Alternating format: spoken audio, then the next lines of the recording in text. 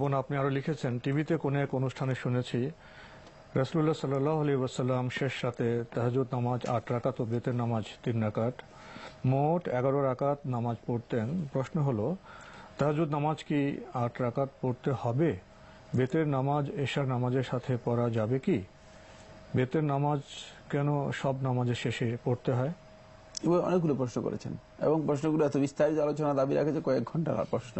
যাই হোক, প্রথম কথা যেটা হলো এই, মানে তাহাজ্জুদের সালাত ৮ রাকাত রাসূলুল্লাহ সাল্লাল্লাহু আলাইহি ওয়াসাল্লাম পছন্দ করেছেন, সুতরাং সুন্নাহর অনুসরণ করলে আপনি ৮ রাকাত পড়তে পারেন।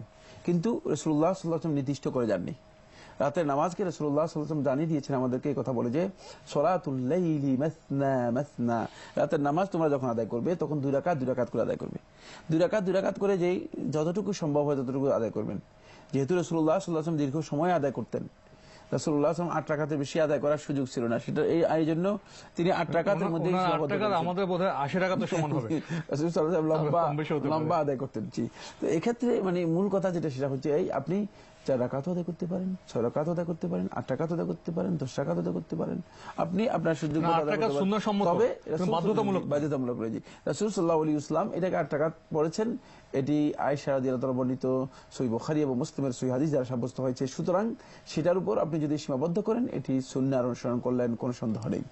আর বেতের নামাজকে এশার নামাজের সাথে পড়া যাবে? হ্যাঁ, বিতরের সালাত যদি কেউ এশার সালাতের সাথে আদায় করে নেন তাহলেও তার জন্য জায়েজ রয়েছে, কিন্তু এশার সালাতের সাথে আদায় করলে তিনি উত্তম হচ্ছে প্রথমে 2 রাকাত আদায় করবেন, তারপরে 1 রাকাত আদায় করবেন, অথবা একসাথে 3 রাকাত আদায় করবেন।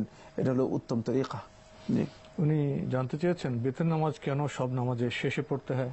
বিতরের নামাজ শেষ সব নামাজের শেষে নয়, যেহেতু বিতরের নামাজের মূলত আসল হচ্ছে রাতের নামাজের শেষ নামাজ, রাতের নামাজের শেষ নামাজ।